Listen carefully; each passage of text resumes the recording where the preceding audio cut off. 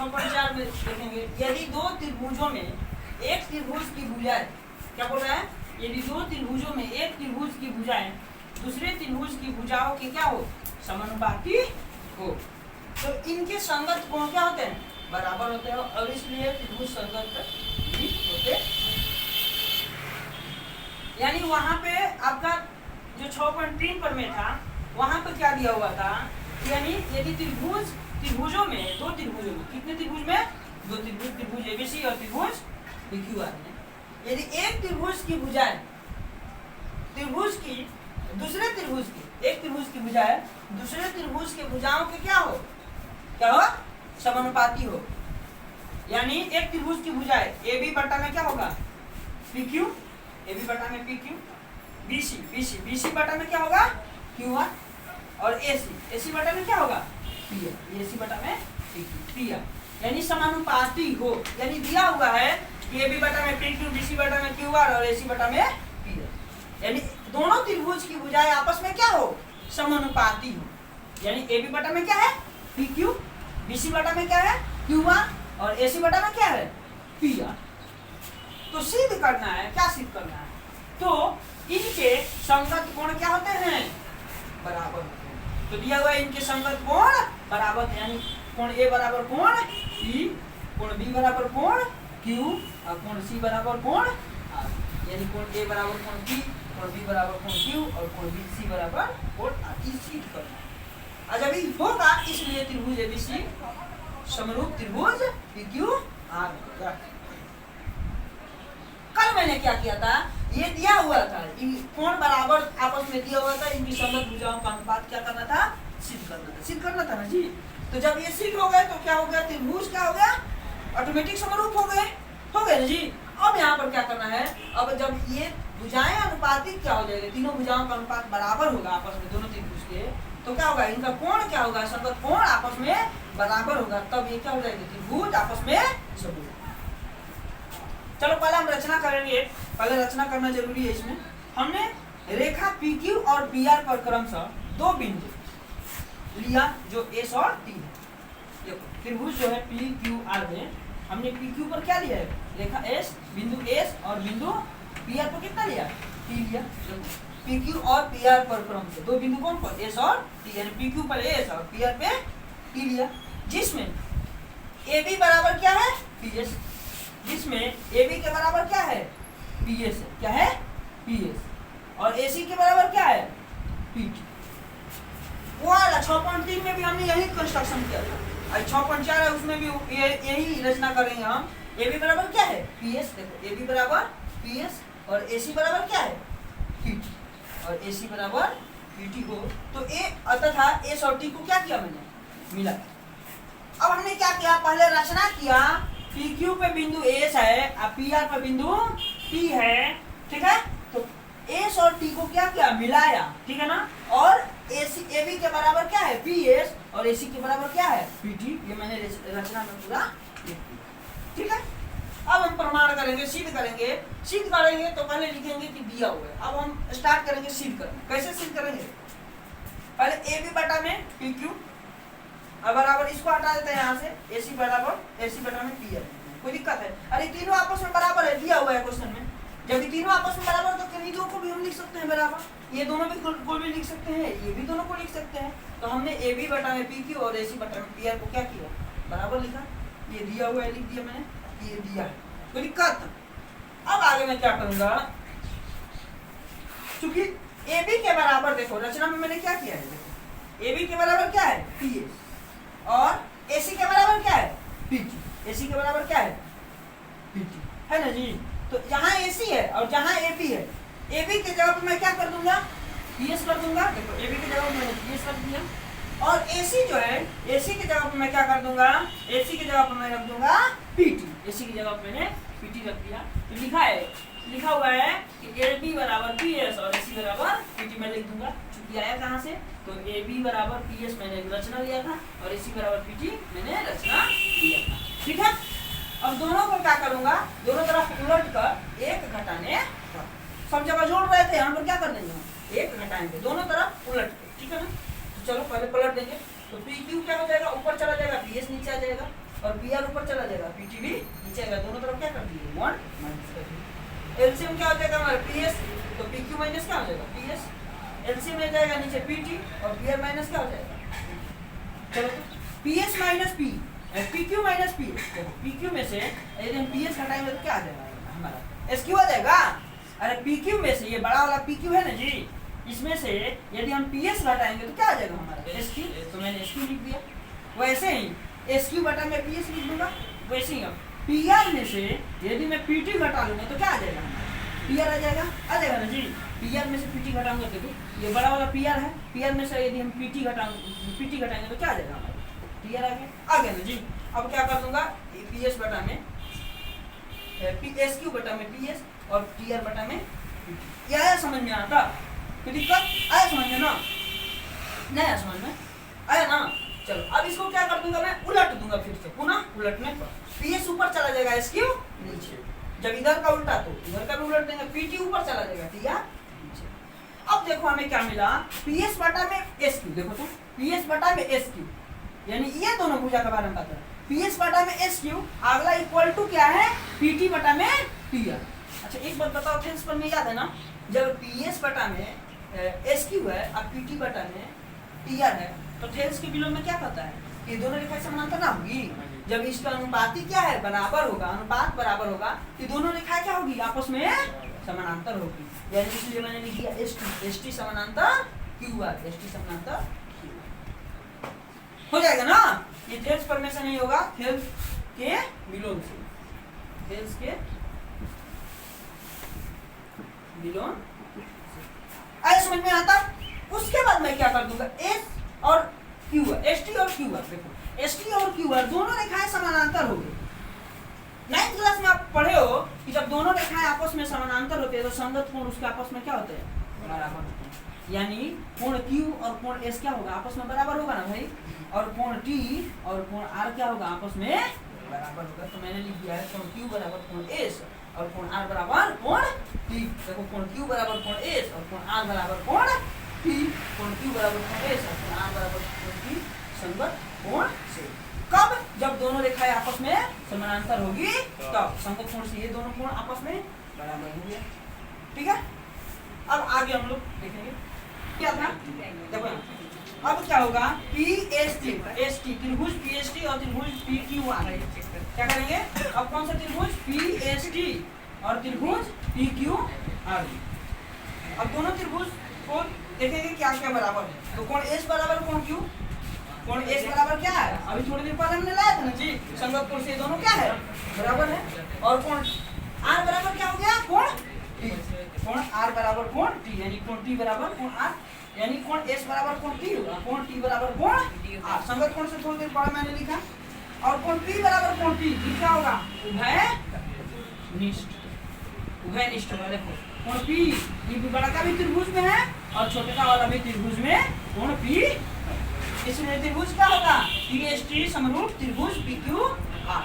हमने इसके पहले वाला 6.3 पर में सिद्ध किया था ना, वहां पर क्या सिद्ध किया था जब तीनों कोण आपस में बराबर होंगे तो त्रिभुज क्या होंगे समरूप होंगे ना, यानी त्रिभुज पी एस टी और त्रिभुज पी क्यू आर क्या हो गए आपस में समरूप, यानी त्रिभुज पी एस टी और त्रिभुज पी क्यू आर आपस में समरूप हो गए। आज जब समरूप होते हैं तो क्या होता है उनके अनुपात क्या होते हैं आपस में बराबर होते हैं, कल ही सिद्ध किया हुआ है, यानी पी एस बटा में पी क्यू, पी एस बटा में क्या हो जाएगा पी क्यू और पी टी बटा में क्या हो जाएगा पी आर और एस टी बटा में क्या हो जाएगा क्यू आर। सिद्ध किया हुआ है ना जी, यानी जब कोण आपस में संगत कोण आपस में बराबर होंगे ना तो त्रिभुज क्या होगा समरूप होगा, और जब समरूप होगा तो क्या होगा पी एस बटा में पी क्यू, यानी पी एस बटा में क्या हो गया पी क्यू और पी टी बटा में क्या हो जाएगा पी आर और एस टी बटा में क्या हो जाएगा क्यू आर।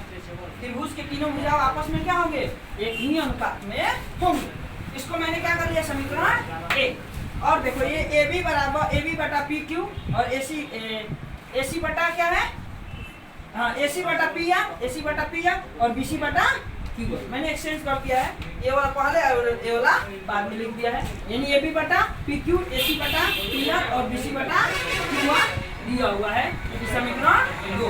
इसको मैं क्या लिखूंगा ये वाला केवल पहले लिख दिया हूँ, ये वाला बाद में, यहाँ से कोई दिक्कत नहीं होना चाहिए, ठीक है ना। यानी ए बी बटा पी क्यू, ए सी बटा पी आर और बी सी बटा क्यू आर। समीकरण 1 और 2 को दोनों को क्या कर देंगे, भाग देंगे। यानी ये एलएचएस पॉइंट बन गया, ये क्या बन गया, ये वाला आरएचएस बन गया, और ये क्या हो गया, मिडिल हो गया बीच का। तो चलो एलएचएस को एलएचएस से भाग देंगे, यानी पीएस बटा में पी क्यू, पीएस बटा में पी क्यू, अब भागा ए बी बटा में पी क्यू, कोई दिक्कत, बराबर बीच वाला पीटी बटा में पी आर, पीटी बटा में पी आर, अब बटा में एसी बटा में क्या हो जाएगा, पी आर, एसी बटा में पी, बराबर एसटी बटा में क्यू आर और बीसी बटा में क्यू आर, एसटी बटा में क्यू आर और बीसी बटा में क्यू आर। देखो पीएस और एबी बराबर है, रचना से मैंने लिखा था, क्या लिखा था, पीएस जो है एबी के क्या है, बराबर है। मैंने रचना लिया था तो लिखा था ना जी, पीएस और एबी क्या है, दोनों आपस में बराबर है, इसलिए पीएस और एबी क्या हो जाएगा, कट जाएगा। जब दोनों चीज बराबर होता है और ऊपर नीचे भाग में होता है तो क्या होता है, दोनों कटता है ना जी। यानी जब ये दोनों बराबर है आपस में तो दोनों क्या कर गया, कट गया पीएस और एबी, और पीक्यू नीचे है तो दोनों ऐसे ही कट जाएगा। अब देखो पीटी और एसी, अब देखो यहाँ हम जैसे AB बराबर PS लिए थे वैसे ही रचना में लिए थे AC बराबर PT। तो AC बराबर PT जब दोनों बराबर है तो दोनों कटेगा नहीं जी, कट गया, और PR दोनों है तो दोनों कट गया। अब यहाँ पर नीचे QR बराबर QR है, दोनों QR है तो दोनों QR कट जाएगा। तो देखो अब हमारा क्या आ गया, ये तो पूरा कट के एक हो गया, ये भी पूरा कट के एक हो गया, और देखो ST बटा में क्या बच जाएगा, BC, क्योंकि एक बराबर एक दोनों आया है तो एक के बराबर हम लिख देंगे ST बटा में BC को इधर लाएंगे तो BC बराबर क्या हो गया हमारा ST आ गया। यानी BC के बराबर क्या हो गया हमारा ST, यानी ये वाला भुजा जो आ गया, ये वाला भुजा के बराबर आ गया। अब बराबर आ गया तब त्रिभुज ले लेंगे ABC और PST, यानी त्रिभुज ABC और PST में, देखो बात समझो, ABC और PST में क्या हो गया हमारा। अब हम इसको सर्वांश प्रूव करेंगे। AB बराबर PST, AB बराबर PS रचना से मैंने लिखा, उसके बाद AC बराबर क्या चीज PT, AC बराबर PT रचना से। अभी मैंने क्या लाया था, BC बराबर ST, BC बराबर ST, ऊपर सिद्ध किया हुआ BC बराबर ST, यानी त्रिभुज के तीन भुजा बराबर मिल गया। और जब तीन भुजा बराबर मिलता है तो सर्वांशम होता है क्या, यानी त्रिभुज ABC सर्वांशम क्या हो जाएगा, त्रिभुज PST, किस नियम से, बाई एस यानी साइड से, यानी त्रिभुज ABC और PST आपस में क्या होंगे, बराबर होंगे। तो जब बराबर होंगे भाई, ABC और त्रिभुज PST आपस में बराबर है सर्वांश, इसलिए त्रिभुज ABC सर्वांशम त्रिभुज PST, ठीक है ना। तो ABC और PST जब सर्वांशम होंगे यानी इसके सभी पार्ट्स बराबर होंगे। अब तो सर्वांशम हो गया, जब एक त्रिभुज दूसरा त्रिभुज के बराबर होता है तो टू कॉपी एक दूसरे क्या है, मिलता है, यानी शेप और साइज, यानी आकार और उसका क्या होता है, जो भी लंबाई वगैरह होता है, लेंथ वगैरह, वो सब क्या होता है उसका बराबर। यानी ABC त्रिभुज ABC और PST में, ABC और PST में कोण A के बराबर क्या हो जाएगा, कोण P होगा, कोण A के बराबर कोण P, अब कोण B के बराबर कोण S, कोण B के बराबर कोण S, अब कोण C के बराबर कोण T, कोण C के बराबर कोण T। कैसे होगा, CP CT, यहाँ पर लिख देंगे। अब देखो हमें जरूरत है इन दोनों कोणों को बराबर करने, जैसे अभी इसको मैं दे दूंगा समीकरण 1 लिख दूंगा, ठीक है ना, इसको मैं समीकरण 1 लिख दूंगा, इसको नहीं, हम इसको समीकरण 1 लिखेंगे और इसको क्या लिखेंगे, समीकरण 2, नहीं समीकरण 1 और 2 यहाँ पर लिखा था, तो यहाँ पर मैं क्या लिखूंगा, समीकरण 2 और समीकरण 3, क्या लिखूंगा, समीकरण 2 और 3,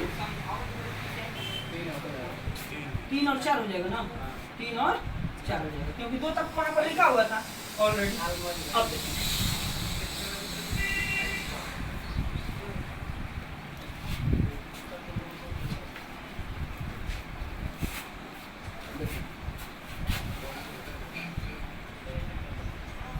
अब उसके बाद 3 और 4 हो गया। अब हमने क्या किया था, कोण B बराबर, अब यहाँ पर हमने प्रूव किया था कोण S और Q दोनों क्या था, बराबर था, यानी कोण Q के बराबर क्या था, कोण S। इसको मैं दे दूंगा समीकरण 5। और कोण आर के बराबर क्या सिद्ध किया था? कोण टी। कोण आर के बराबर मैंने क्या सिद्ध किया था? कोण टी। समीकरण ई दे दूंगा 6। बात समझो। अभी हमने ये लाया किसी से, जब त्रिभुज एबीसी और पीएसटी सर्वांगसम हुआ तो इसके ऑल पार्ट्स के बराबर होंगे, यानी बी के बराबर ए, सी ए के बराबर पी और सी के बराबर कोण डी। ये तीनों बराबर हो गया। और जब ई बराबर हो गया, अभी हमने थोड़ी देर पहले सिद्ध किया होता कोण क्यू के बराबर कोण टी। मैंने बताया था जब दो रेखाएं आपस में सर्वांगसम होते हैं तो उसके संगत कोण आपस में क्या होते हैं?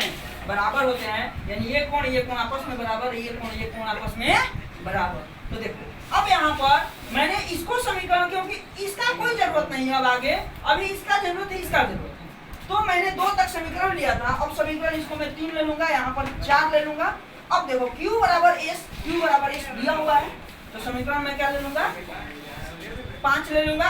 R बराबर T क्या हो जाएगा? समीकरण 6। ये दोनों कैसे होगा? संगत कोण से। कहां से? संगत कोण से। संगत कोण से क्यों होता है? क्योंकि जब दो रेखाएं आपस में समानांतर होती है तब। अब देखो, अब हम क्या करेंगे? कंपैरिजन करेंगे समीकरण 3 तथा 5 से। कौन सा? 5। 4 को छोड़ देंगे, 3 और 5 को कंपैरिजन करेंगे। देखो 3 और 5 एस और एस दोनों का एलएचएस से समान मिल रहा है, तो क्या एलएचएस से समान नहीं होगा? यानी कोण बी के बराबर क्या हो जाएगा? कोण सी। यानी कोण बी के बराबर क्या हो जाएगा? कोण सी।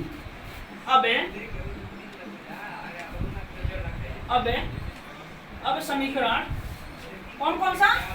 4 तथा कौन सा समीकरण? समीकरण 4 तथा समीकरण 6। अब देखो समीकरण 4 और 6 को कंपैरिजन करेंगे, ये और ये 4 और 6 को। तो देखो कोण टी और कोण टी क्या है? बराबर है ना, यानी सी और क्या होगा? आर आपस में बराबर होगा, यानी angle C equal to angle.